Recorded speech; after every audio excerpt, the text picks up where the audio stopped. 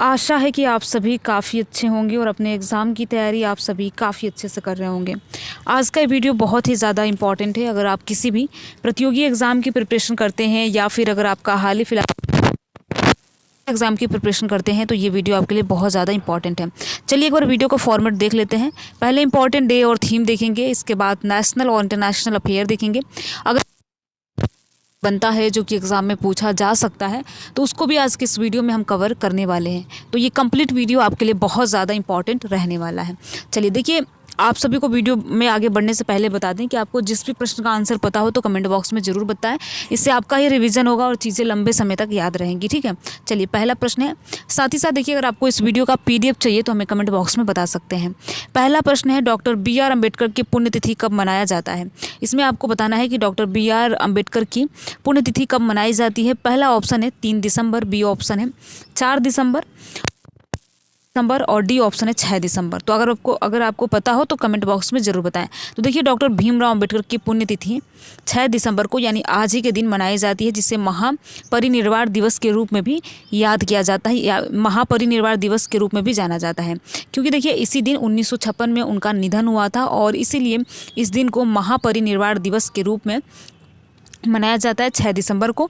तो ये बहुत इंपॉर्टेंट प्रश्न है, आपको याद रखना है कि डॉक्टर भीमराव अम्बेडकर जी की पुण्यतिथि 6 दिसंबर को यानी कि आज ही के दिन मनाई जाती है। तो आपको याद रखना है, डी ऑप्शन करेक्ट है। आगे बढ़ते हैं।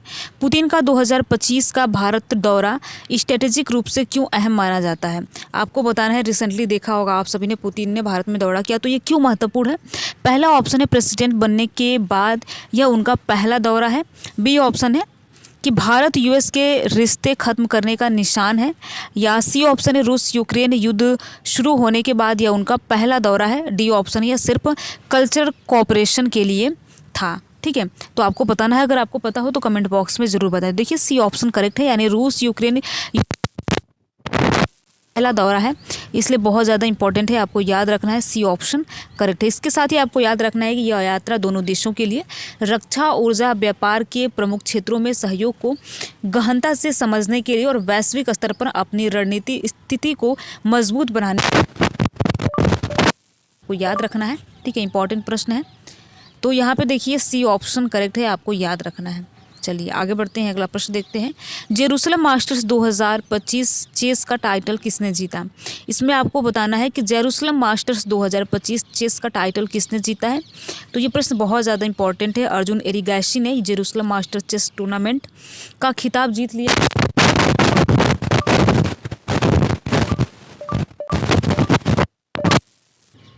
यहाँ पर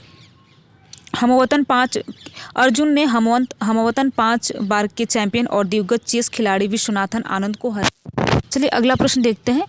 नेवी डे किस ऐतिहासिक नेवल ऑपरेशन की याद में नेवी डे किस ऐतिहासिक नेवल ऑपरेशन को याद करने के लिए मनाया जाता है, यानी कि उस ऑपरेशन का आपको नाम बताना है। पहला ऑपरेशन है ऑपरेशन विजय, बी ऑप्शन है ऑपरेशन ट्राइजेंट, सी ऑप्शन है ऑपरेशन संकल्प, डी ऑप्शन है ऑपरेशन मेघदूत।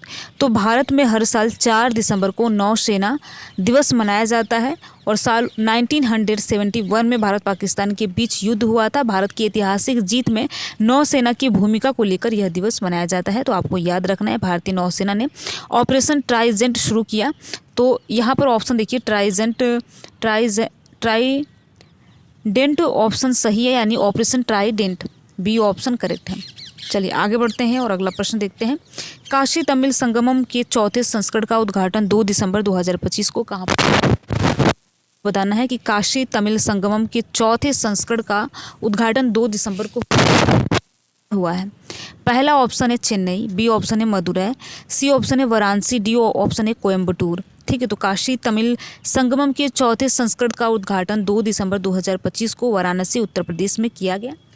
तो वाराणसी यानी कि सी ऑप्शन करेक्ट है, वाराणसी उत्तर प्रदेश, आपको याद रखना है। चलिए आगे बढ़ते हैं और अगला प्रश्न देखते हैं।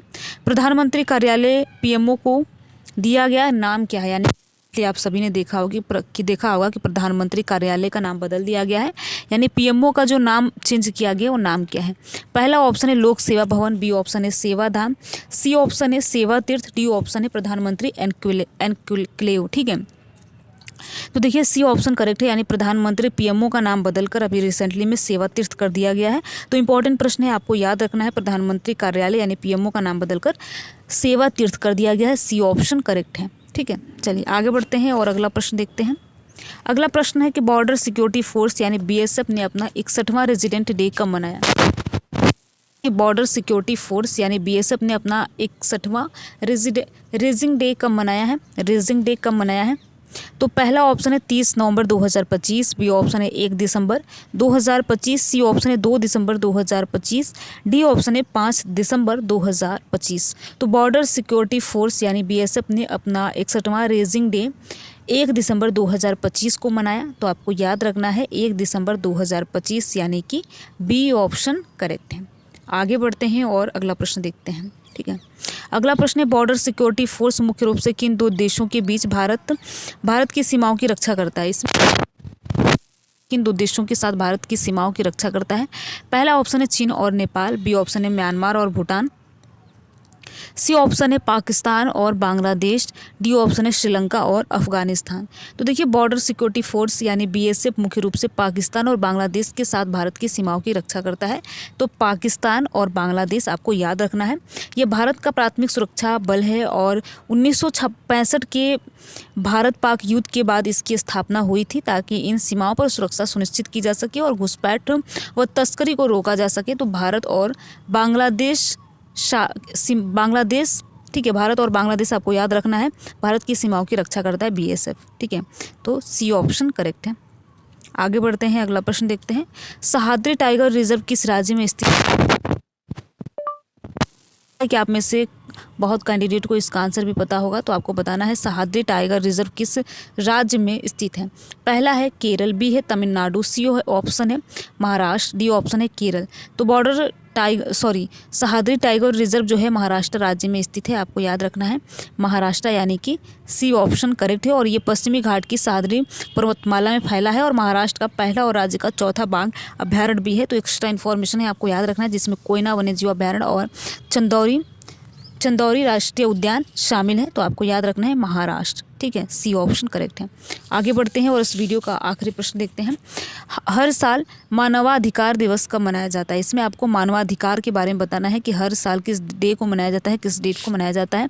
ए ऑप्शन है 9 दिसंबर, बी ऑप्शन है 10 दिसंबर, सी ऑप्शन है 11 दिसंबर, डी ऑप्शन है 12 दिसंबर। तो हर साल 10 दिसंबर को मानवाधिकार दिवस मनाया जाता है, यानी ह्यूमन राइट्स डे मनाया जाता है, जो 1948 में संयुक्त राष्ट्र महासभा द्वारा मानवाधिकारों की सार्वभौमिक घोषणा को अपनाने की वर्षगांठ का प्रतीक है, जिसका उद्देश्य सभी मनुष्यों के मौलिक अधिकारों और स्वतंत्रता के महत्व को याद दिलाना है।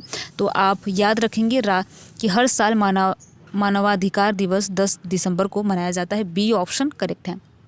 तो इस प्रकार देखिए जो भी इंपॉर्टेंट प्रश्न है हमने इस वीडियो में देखा, जहां से एग्जाम में प्रश्न पूछे जाने की संभावनाएं बनती हैं, उन प्रश्नों को हमने इस वीडियो में देखा। तो वीडियो का बता सकते, साथ ही साथ देखिए वीडियो में लास्ट तक बने रहने के लिए आप सभी का बहुत बहुत धन्यवाद।